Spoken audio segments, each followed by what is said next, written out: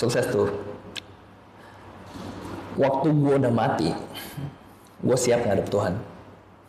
Halo guys, welcome to the first episode. Selamat datang di episode pertama dari New Learning Podcast. Cheers. Dimana kita pengen membuat pembelajaran, memberikan pembelajaran baru kepada kalian supaya kita makin maksimal dalam hidup kita dan kita yakin kita udah memaksimalkan apa yang Tuhan beri dan semua potensi yang Tuhan udah beri ke kita. So, nama gue Abraham. Nama gue Roland. Hari ini kita bakal ngomong apa nih, Lan? Hari ini kita ngambil sebuah tema yang banyak orang udah sering kontroversial banget nih. Kontroversial ya? Banget ini mah. Tentunya gue juga nih soalnya. Gue juga soalnya. Gini, kan gue tau lu kuliah ya. Oke, gue kuliah nih. Gue enggak. Oke, udah beda. Udah gak kuliah. Gak kuliah. Nah, gini. Jadi, menurut lu nih, dengan lu yang udah kuliah S2, apakah orang yang kayak gue gini gak kuliah, kekuliahan itu adalah hal yang penting untuk mendapatkan sebuah kesuksesan? Menurut lu gimana? Oke. Sebenarnya waktu ngomongin sukses, kita harus define, kita harus make a statement, setiap kita harus bilang sukses itu apa sih? Buat lu, buat gua. Nah, kalau misalnya yang lu bilang sukses adalah gua menjadi dokter tanpa kuliah, susah. Oke. Tapi kalau misalnya let's say you define sukses itu financial stability, lu menjadi orang yang cukup, di rumah cukup, beli kopi cukup, beli mobil cukup, mencukupi itu. Iya. Oke. Gue ngerasa kuliah tuh is not necessary. Oke. Gue megang banget prinsipnya Naval lah. Naval Ravikant, dia bilang gini, kalau lu bisa ngajarin itu ke orang, lu tergantikan. Jadi kalau misalnya lu bisa ngajarin pembukuan, akuntansi ke orang, lu tuh sangat tergantikan. Dan dia bilang cara lu untuk menjadi orang yang high value dan dibayar mahal di dunia ini adalah menjadi orang yang tidak tergantikan. Contoh, Deddy Corbuzier tuh nggak tergantikan tuh. Kenapa? Padahal banyak banget podcast yang ngomongin bintang tamu, bla bla bla bla. Tapi kenapa dia pengen? Karena dia nggak tergantikan.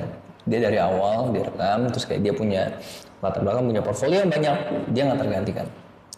Dia juga nggak tergantikan kenapa? Karena pertanyaannya, karena latar belakang dia dari seorang magician, jadi seorang host, menjadi seorang podcaster. Dengan latar belakang seperti itu, nggak ada yang bisa gantiin dia. Sedangkan kalau misalnya lu ngarep diri lu nggak tergantikan cuma karena lu udah S3, nggak bisa. Jadi lu harus, even lu udah S3, lu harus ada keunikan. Nah dari keunikan lo itu, gimana caranya lo memberikan value yang gila buat dunia ini dalam skala yang besar. Contoh, lo kan nge-gym nih. Bisa aja lo ngasih program ke orang. Lo awalnya ya ngasih program ke satu orang. Ngasih program ke satu orang dia bayar 50.000. Tapi kalau gimana lo bisa membuat program itu udah efektif sama satu orang itu menjadi proof dan beberapa orang menjadi proof yang di lingkungan lo, terus lo buat itu dalam skala yang lebih besar. Iya. Try and efektif supaya lu bisa nambah 20 kilo. Lebih berat 20 kilo. Dan lu ngasih lihat nih, dulu kan lu checkingnya. Iya. Terus lu bisa ngasih lihat dan lu buat nih scale. Lu belajar marketing sendiri, lu belajar cara ngomong sendiri, lu belajar psikologi customer sendiri. Lu belajar itu semua. Apakah itu perlu kuliah? Gua enggak. Benar sih. Itu semua trial and error dan setiap orang punya rumusnya sendiri. Kan? Jadi kalau lu bilang sukses itu untuk financial stability lu butuh kuliah, gue nggak setuju. Tapi apa kalau perlu kuliah untuk menjadi jaksa? Pengacara harus. Benar. Harus. Benar. Mau. Jadi dokter harus. Nah itu sudut pandang gue sebagai orang yang udah kuliah. Seperti itu. Oh gitu. Oke. Dari lu kan lu ngomongin kalau misalkan kesuksesan menurut gua adalah harus jadi dokter, tapi nggak kuliah, nggak bisa kan? Tapi menurut lu kesuksesan itu apa sih dari diri lu sendiri? Gua sukses itu apa menurut lu? Waduh, ini pribadi gue ya. Gue ngerasa sukses adalah waktu gue mati. Ini dekat dulu ya.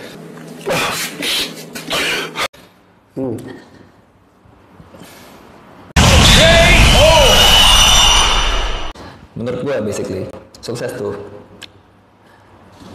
waktu gue udah mati, gue siap ngadep Tuhan. Artinya apa? Gue percaya nih waktu kita udah mati, kita tuh tanya dua. Apa tuh? Karena gue Kristen, pertama ditanya, lu udah terima anak gue belum?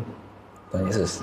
Karena gue Kristen. Oke. Tapi gue nanya pertanyaan kedua yang gue rasa semua orang bakal ditanyain.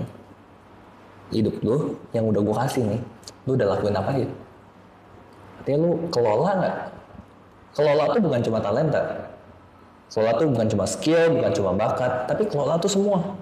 Kelolakah kita latar belakang kita? Kelolakah kita masalah kita? Kelolakah kita waktu, berian semua segala macam. Sampai iya semua pengalaman kita kelola nggak?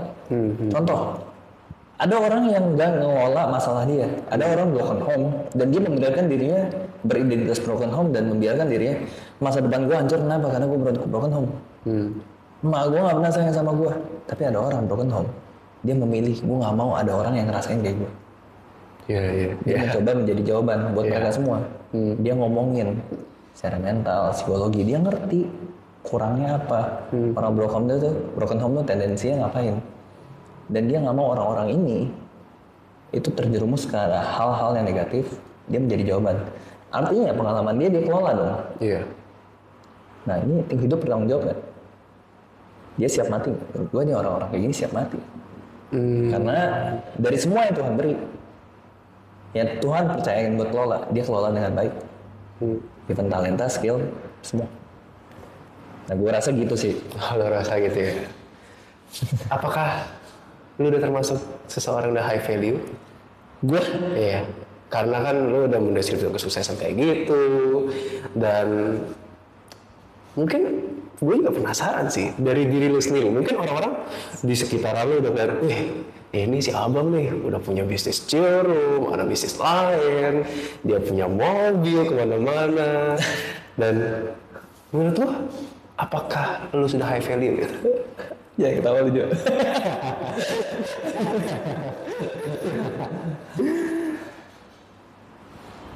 Menurut gue ya kan ya? Iya. Kalau gue ngukur diri gue pede. Gue pede. Jadi gini, ini bukan masalah high value dan gitu segala macamnya. Gue ngerasa gue high value di mata gue. Tapi kenapa gue merasa ini, biar gue jelaskan. Jadi buat gue yang paling penting, misalnya nih, lu punya cita-cita punya 500 miliar di tangan lu. Orang punya net worth 500 miliar. Sebagai orang yang punya 500 miliar, gimana dia tepat waktunya? Gimana dia disiplinnya? Gimana dia bicara? Gimana dia bertindak? Gimana dia waktu dia ngadepin kegagalan itu segala macam?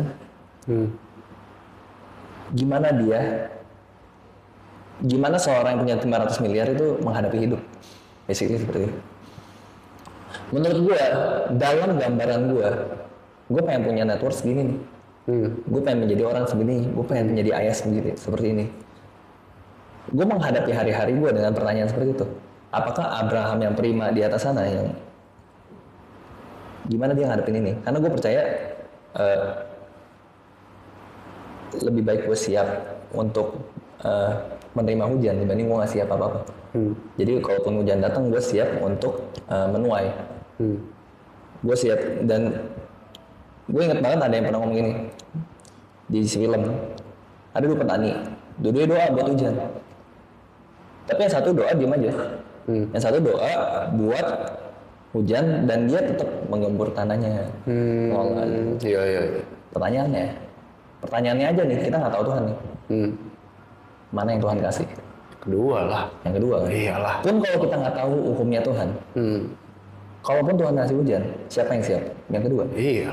Benar. Jadi gue jadi yang kedua. Dan menurut gue high value karena gue udah terus-terusan mencoba menjadi yang kedua. Oke. Jadi gue masih bilang kayak, apakah skill set gue masih jauh? Masih. Apakah gue masih perlu ada yang belajar? Banyak banget. Tapi mental gue tau gue siap. Gue siap bertanggung jawab sama hidup gue. Menurut gue itu hal paling pede yang bisa lo lakuin yang lo bisa serap buat hidup lo waktu lo jalan di dunia ini. Gue kayak gitu. Oke, keren. Gue suka. Oke. Gimana menurut lo?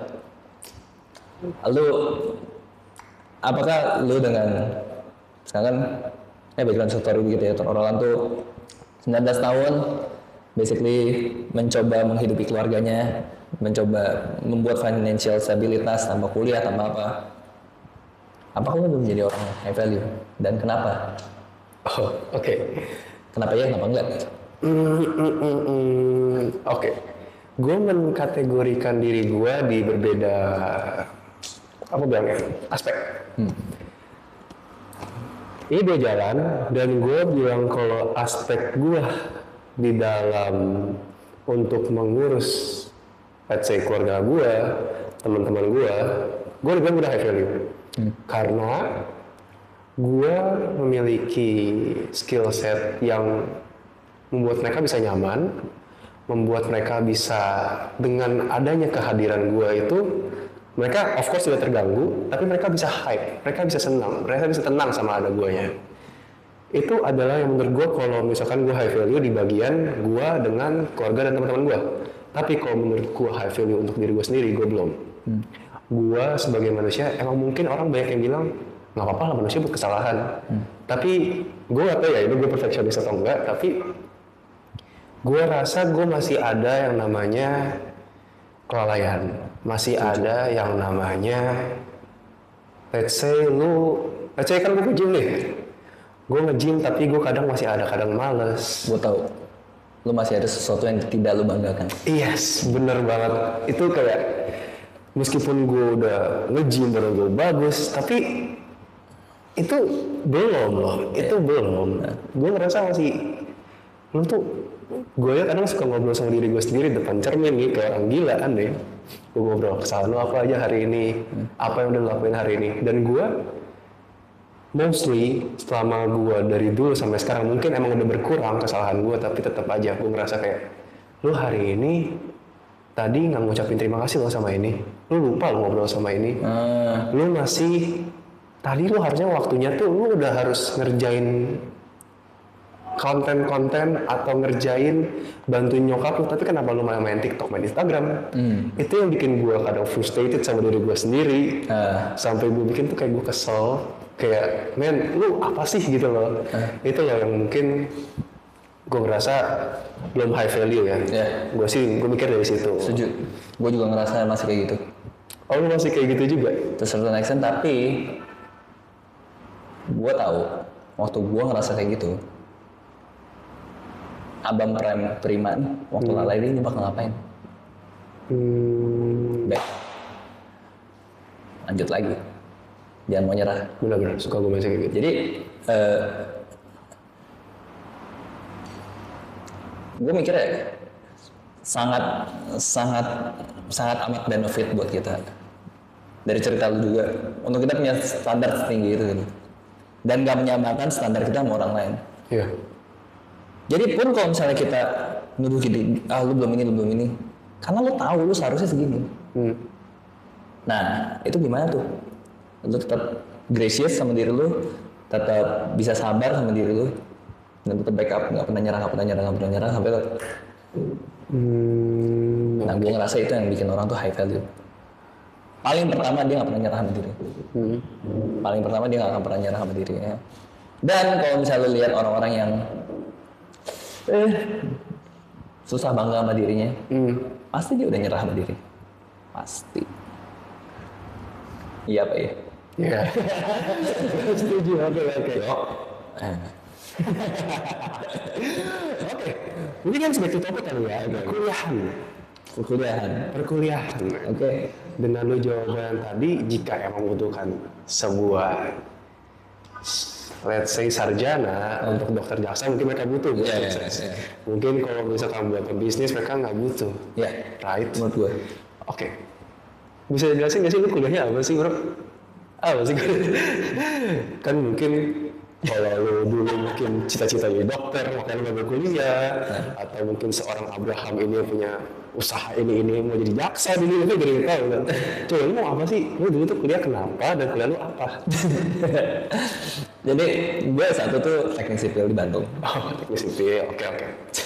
Terus Gue ngerasa, oke, nanti gue ngasih tau ya. Gue ngasih benefit of the doubt. Gue attribute most of my critical thinking tuh karena kuliah gue. Karena gue kuliah teknik, gue jadi belajar nganalisa, gue belajar ngitung exact, gue belajar kayak sistematis. Justru kayaknya gue logis banget sih. Dan kalau misalnya lu dalam perkuliahan, bangku perkuliahan, lu ngobrol nih, lu di teknik dan lu udah 2-3 tahun ngobrol sama misalnya anak HI sama apa, cara mikirnya tuh ada bedanya. At least in general ya, gue gak bilang individu-individu, in general itu beda. Jadi gue attribute my critical thinking, problem solving, cara gininya itu salah satunya karena gue di kuliah teknik sipil di Bandung. Terus gue sempat internship gitu segala macam, and then gue ngambil S2 di Amerika. wih, gila jauh ya ke Amerika lo ya. Gue kuliah Bible, gue kuliah Alkitab. Oh, Gitu. kenapa sih kan kuliah Bible dari teknik sipil kan jauh loh. Lu bangunan tiba-tiba gitu kita bro. Oke. Kenapa sih itu? Apa alasannya? Gue dari dulu udah pengen sih Lan. Oh dari S1 emang udah mau? Jadi bahkan mungkin dari gue mencoba menjadi serius dalam hubungan gue dengan Tuhan. Gue dari dulu pengen kayak dalamin Alkitab dan mungkin dari dulu emang gue cukup banyak bertanya gitu ya. Bertanya kayak ini kenapa sih diomonginnya gini, kenapa sih gini, dan kenapa kita harus terima aja, gue juga nggak terima gitu. And then keinginan itu makin lama makin besar man. So momentumnya makin lama makin besar, bekal gue buat mau kuliah sih makin gila kan. Ini bukan emosi saat akhirnya dikasih kesempatan, terus papa juga ngizinin buat gue kuliah. Gue waktu itu nggak pengen nih Lan. Gue tuh basically nggak suka di luar negeri, gue suka banget di Indonesia. Why? Karena buat gue Indonesia rumah. Oh, oke. Tapi gue mau ada pengalaman gue untuk di luar negeri. Gue ketemu sama culture baru dan menurut gue Amerika tuh salah satu tempat yang super multicultural. Di situ gue belajar mengerti perspektif, apalagi tentang ketuhanan ya. Di sana kan banyak banget nih mix idea, mix ideologi gitu segala macam. Oh iya, makanya ke US gara-gara itu. Jadi kayak gue naruh diri gue di sana untuk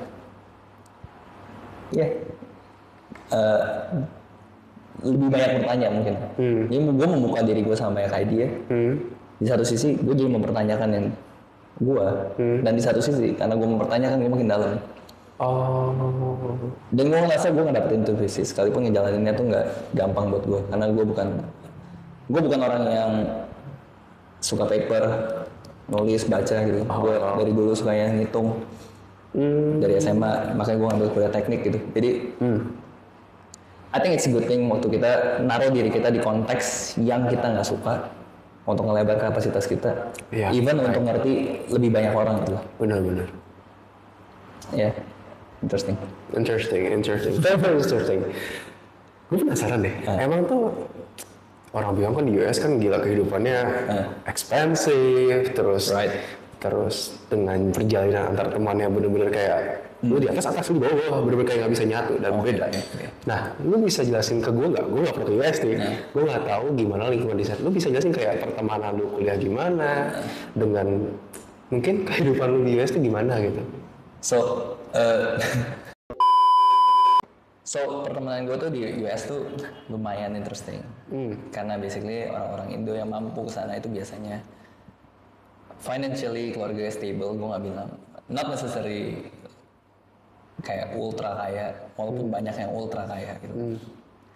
Dan di satu sisi waktu gue sekolah Alkitab, gue S2, banyak orang gue hidup sama orang-orang lokal sana yang hidup dari student loans gitu.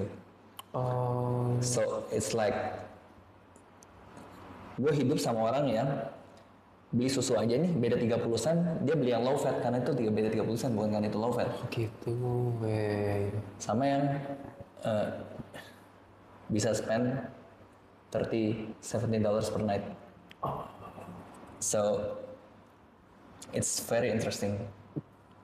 experience gitu loh. Untuk kayak lu bisa hidup di keduanya. Dan